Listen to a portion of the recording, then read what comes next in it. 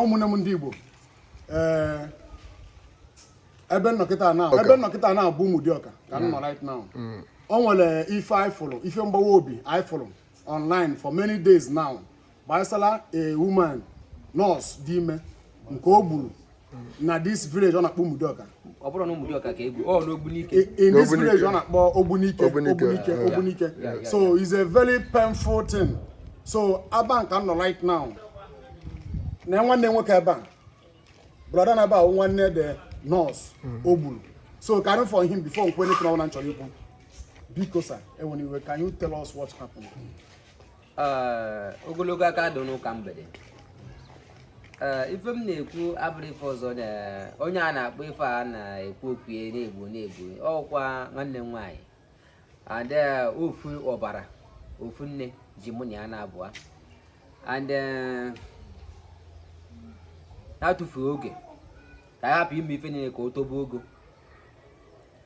Onye a na-eme on Wednesday ebe 2 o'clock ka edie kpọọ m si nwanne m nwaanyị nọ na nke m bụ Ngozi Idoko nwa ji na Ikpamodo mana ọ nọ na Ụmụdịọka na-akpọ m Ụmụdịọka n'iru nke Fabro na akpọ m ka ọ nọ na-ele ọgwụ kemis ka ọ bụ mwa na onwe ekwe ana m azọ n'Igbo na-azọ n'oyibo. So mana ka ọ kpọ di ekpọsi am ife a bụ Sunday ekebe si na nwanne nwaanyị abịara na nke m o wesi m oke na ya nwee emechigo shedi enu ebe ọ nọ ife na-arụ mekanik moto ka ọ nọ arụ ọsụ na-emechigo na-abịa na yadị wesi oke na esogbu adọrọ n'udo odo na mwa na onwe na nwanne nwaanyị adịghị agbanyụ fon anyhow na fon na-adị on every time. Wesi oke ọkọta aka ọla mụ emechie shop m ozugbo rush gba na eshedi nwanne nwaanyị ahụ ya nwere nwe jebeze na eshedi na yadị ebe Fabi n'Ogbunike ka Fabi mana eshedi nwanne nwaanyị dị n'Ụmụdịọka behind igwe Ogbunike. So mụnwa ka anyị rush ebe a ruo ebe a ọ bụ na ma ọ na-ezokwu na shop nwanne nwaanyị emechi ụdị na nwa akwụkwọ m sị m na-erugo na ya na o nwere onye afọ mana akpọ ọkọrọ asị ya na o nwere ndị nebụ ya na shop agwa ya sị ya na o nwere one boy a na-akpọ Obi Test nwa Elobis nke o jebere ije cheke ije ti drip na radụrụ ya mmịa na radụrụ mma Obi Test n'ọbịa akpụrụ na shop bụ nwanne nwaanyị bụ Ngozi Idoko ya na anabụ so o jebeze na ebe ya akọdito landlady Ngozi Idoko ma nebu ya bụ Favor. So ka anyị gwujere anyị wee si oke na nsogbu adọrọ ka anyị jee na nke Obi Test Elobis arụ ebe ahụ ndị jere ebe ahụ eruo ebe ahụ mụ anyị jere ebe ahụ eruo ebe ahụ asị na ọnọrọ ebe ahụ afọ Obi Test aja Obi Test na Ngozi bịa na nke mana ahụ sị na ya etire drip duto na ejiri ego na onye ego bifo na oti ya drip na Ngozi anabago na nọọsụ anabago bie na Ngozi anọrọ bie. So akpọ m na fon Sunday kebe bụ ọgọ m nwoke bụ di Ngozi akpọ m na fon sị m na ọkpọrọ ya ọ kọwarịsị na otu a ya apụtabazie nwesi mba ya pụtana na m akpọgo sekuriti Ụmụdịọka anyị bi befa Ụmụdịọka ka m nwa na onwe bụ nwa afa m na onwe bụ Chukwuemeka Idoko nwa ala Ikpamodo. So ọgbọ ndị nsị ya ji report a na sekuriti n'Ogbunike na nọ n'Ụmụdịọka na m nwa kịta na mmemme kọl ka mmadụ ife anyị eme n'ebe ọ so na Obi Test so na Ngozi bụ nọọsụ bịa na eke ka o tirite anabago ma nọọsụ chee chọbịa ebe ọzọ na-eje. So mgbe ka eje ebe ọ na-eje ekpele ajụọ Favor gwa ebe ọ na-eje ekpele anyị jee ebe nwa ọ na-eje ekpele jee mana ebe ọ na-eje anara treatment azụ nwaanyị dị ime ọ bụrụ nwere ya ebe anyị fụrụ ya anyị jụọ mgwesi oke fine ka anyị jee na nke barista na barista bụ onye na-etiritikwa barista bụ ezigbo mmadụ. Ngozi Idoko kọwara na anyị that na barista is a good person mụ na onwe mere understand na barista bụ ezigbo mmadụ ka ọ bụ and barista a na-ekwu okwu na o nyekwana m aka mgbe m na-achọ license federal iji wee kwudozi ike azụ onye ọdịnala Igbo na-eme. So na barista ka anyị si wee mara is a good man mana ama amarozi ka ọ na-arụ ọjọbọ n'azụ ịghọta to say the truth. So ka ụbọchị abatazi na kwusie na afro ya ebe ahụ agwa ngwesi anyị jee na eke barista je echekwa ya ebe a na Ngozi na barista na-adị na mma eji ebe a asị na barista asị na ọ nọrọ ọbịara ọbịa barista akpọkwa Obi Test kọkwa the same thing ọ gwara di Ngozi then anachiteza gosi m the same thing na shedi Ngozi nọ ma ego afụbe ya anyị na-achọ ife a na-emebego around if anyị bido chọbịa ya na 2 o'clock ka mụ abụ nwanne nwoke bụ 2 o'clock in the night. in the afternoon. Okay, afternoon. Ka m bido chọbazie ya ife anyị na-achọ anyị bido chọba ya mana ife mgbe a na-agwa ife akịta ife emebego by 4:30 to 5 ka if anyị na conclude ife a then that time ka m fugo n'ife adịgo serious nkozi my senior brother na Ọnịcha bụ ọzọ menedego gosi agbagote na igu na ife dị kpọkwa nwunye mmebezi information kpọbazie ndị mmadụ so abịazie ndị mmadụ asịba m oke nwa wee gwa ndị nọ ebe a ma otu ndị Ebonyi steeti mụ ndị ọganya wee sịba na anyị eje na nke obi test na elu ebe ahụ sị gbaka ụzọ niile dị ebe ahụ na I will pay every money ọ bụ na afụrụ ife o mere na ọ bụrụ ya nwa ji nwanne nwaanyị ma ọ nwere ife afọ ebe ahụ na ya sị gbaka ụzọ na mma edozie mesịfụ na m maara na nwanne nwaanyị anọrọ ebe ahụ na confirm the truth so ka a na-akwado iji ife a conclude enyi ya ejebezi ebe ahụ then ofu onye wee tụzaza sị ka akpọgodo barista na ebe barista na onwe nọ n'ebe na-eti mkpu na-akpọ kọlụ sị kpọgodi akpọ ya na fon barista sị na ya eso anyị wee jee ebe a na Ngozi bụ nwaanyị ka ọ bụ akpọ barista pụtazi anyị na-eso jebezi ebe anyị rụzie ebe ahụ ejiri silent wee baa na the compound ka a gbasara the compound ahụ then ndị baba na the compound because mụ anọ m back eburu m ụzọ wee soro m ndị bụ ụzọ wee baba na compound ahụ ndị bụ ụzọ wee baba ebe ahụ wee kọbazi akọdịto ka ife a mebego he na-akọwa dat na ya na-aba ebe a na-anụ voice ndị mmadụ fadịrịrị silent wee baa ebe ahụ so agbazie ebe ahụ then agba the house round then ka agbazie the house around akụbazie aka fekwezi ikuzi okwu again so mụnwa wee pụtazie ebe ahụ nwa agbadatazie na the house wee sị barista na ọ bụ na ndị ekwere imepe ụzọ so gbaka dị dọ na edo ọbụla agbaka n'afọ m na mmedozi echi niile ma ọ bụrụ nwere evidence anyị ji n'ife dị ebe ahụ mụkwu ụmụ ha akọbazie na ngwasi asị ya nọọsụ gbaka dị dọ because ekwere mepe ụzọ okay fine akụbaka before na enyi ya nwaanyị emepezi ụzọ wee sịbazie ka ndị dị ife ahụ harass by kpọba mmụọ harassment so onye ọbụla nọ ebe ahụ ọ bụgodị na gị nwara nwa ebu nwoke batara ebe ahụ n'iso anyị wee jee ije a ka ihe afụ da na udu harassment enyi ya nwaanyị bụ obi tesi kpobere anyị ebe ahụ n'ihi aka mgbodo down so anyị emepe ụzọ then anyị baa ebe ahụ barista say the girl ma ọ bụrụ ọgụ nwa ka a chọwa bịa na obi test so ka afụzi obi test ajụ obi test ke Ngozi bụ nọọsụ bịara na nke gị itriti ịgwara sị na ọbịa na nke gị ka o triti mana ijiri ego o wee nabazie ọ na-afụbeghị sense ahụ ka ebe o jebe obi test wee bịazie changezie the case that night ahụ wee sị na afụrụ Ngozi anne Ngozi bịara na nke na onye o jebe na nke bụ na nke Ebig a na-ekwokwu bụ onye Ogbunike a jisem Ogbunike a ka a na-ekwokwu a then wee kpọzie that barista wee kpọzie Ebig wee sị ya bịa o rutezi ebe ahụ ajụọ Ebig si ya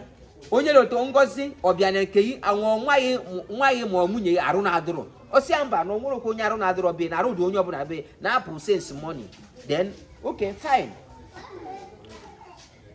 wee juzie si ya oke na isi na onwere onye arụ na-adụrọ be ọsị o wee si oke na obi test so na arụ adịrọ nwaanyị nọ na nke ike nọọsụ bụ Ngozi a na-achọ bịa nọọ ihe ka anyị chọrọ ka anyị mara na anyị fụbeghị ka anyị kaba efu nọọsụ ahụ na anyị ka na-achọ ya achọ bụ Ngozi Idoko owosie na Ngozi abịa kwabịa wee bịazie ka ya na obi test wee bezie problem ebe ahụ obi test wee sizie ngwa ka akpọ nwunye ọsịa barista wee sị ya no don't call nwunye na aji nọmba nwunye ka akpọkwa nwunye ma ọ bụrụ ịchọ ka nwunye bịa ebe a mgbe a ka anyị bịazizi anyị nwa bụ ndị Nsụka na ndị Ebonyi steeti jere ije a because ọ barista na mụnwa bute ndị ọzọ so anyị wee je wute o nwere onye nke ọzọ Ebig abụrụ onye Enugu steeti ma Ebonyi steeti na onye Ogbunike ebe ahụ o nwere one man young man so anyị wee je a na-akọwa na onye nwe lobis ka ọ mana ọ dibịa ka ọ na-eme mana amara m afa the guy mana a na-akọwa na ọ dibịa ka ọ na-eme so ke anyị bịa kwubezi okwu a n'abalị ahụ mgbe a na-ekwukwu a asịsị onye ọbụla sachibezie dị ka compound a na-emepezi door na-emepe door then o nwere one guy ya na-akpọ mmiri motion ka anyị ji wee mara ya onye Enugu Ezike anyị wee si ji Ngozi bụ Sunday ekeba si agafee n'azụ ụlọ ya echekigodo backyard na o nwere ụzọ ya afụrụ wara wete that nwe elobisi ahụ bụ na-eme dibịa akọdịdo ka ndị mmadụ si akọwa so ka ọ gafebezie n'azụ ebe ahụ ka ọ na-agafe n'azụ ebe ahụ onye ọbụla na-asachisi ebe niile so mụ onye ọbụla dịzi sachin ka a mara ife na-eme then mgbe Sunday si n'azụ na-apụtazi so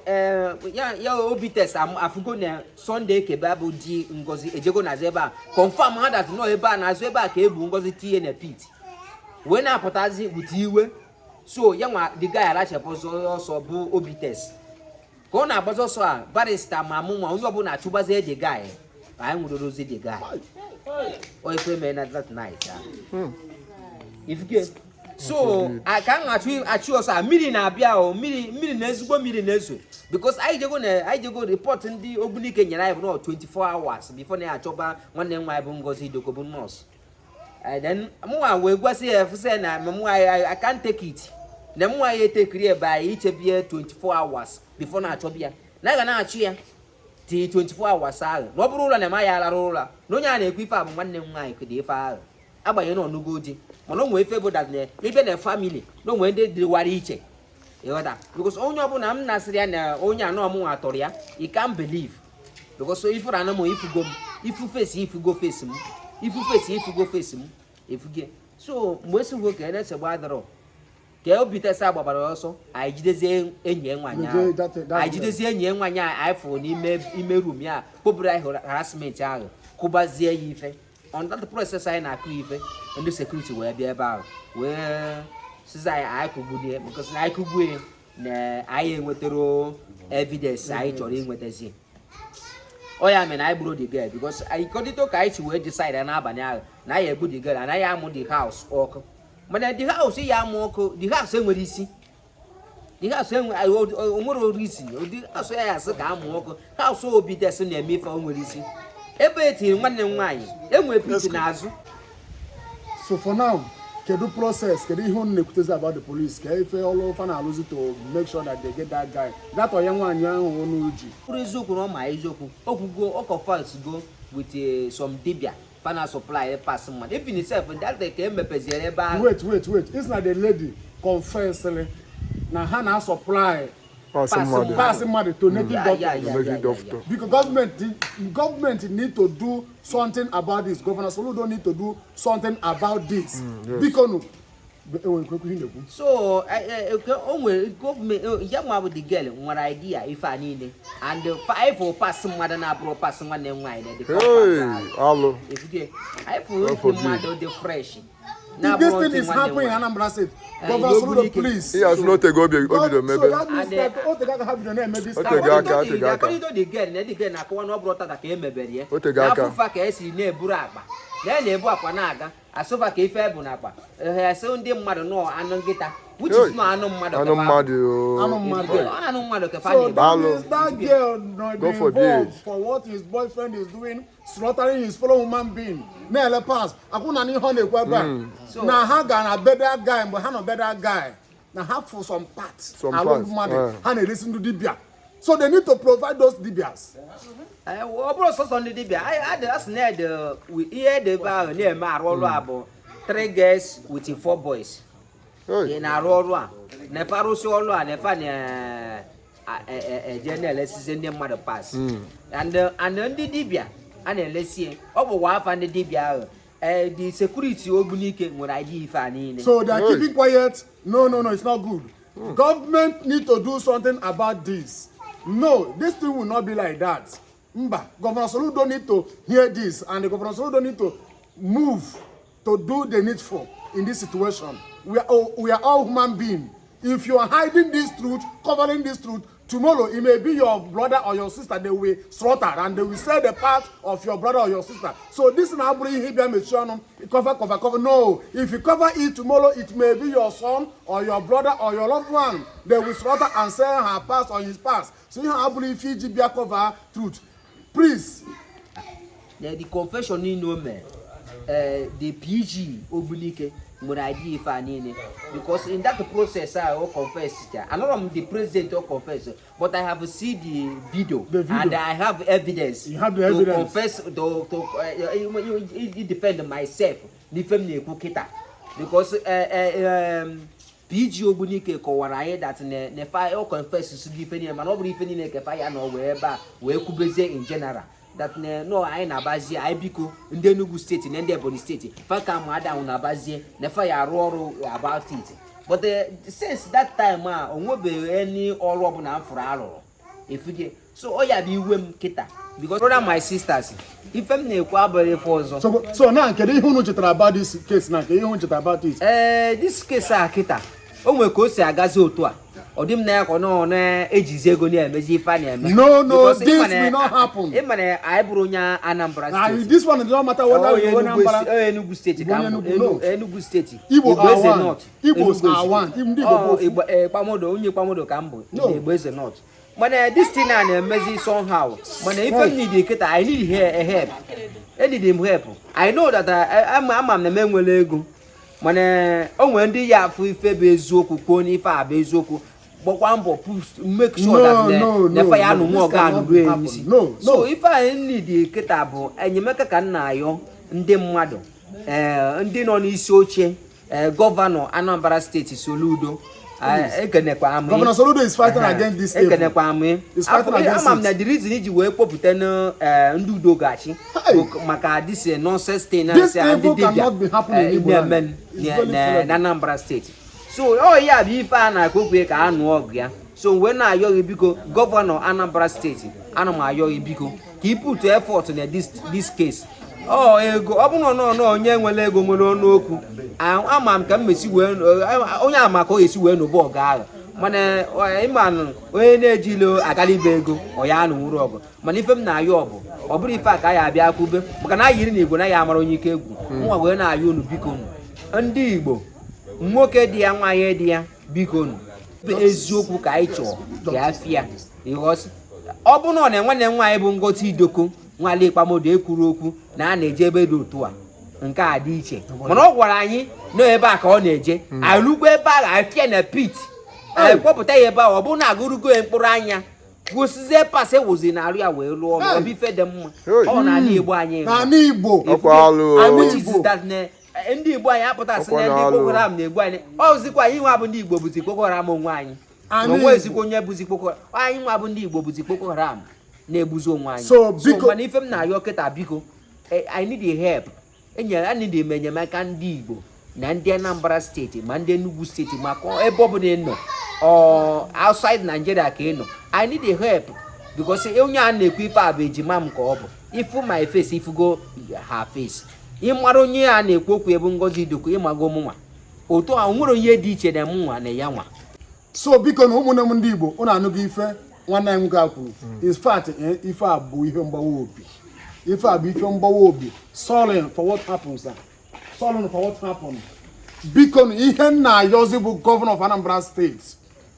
ebe ha jide the girlfriend of this young man n'ime unu ndị nso wee gbu this girl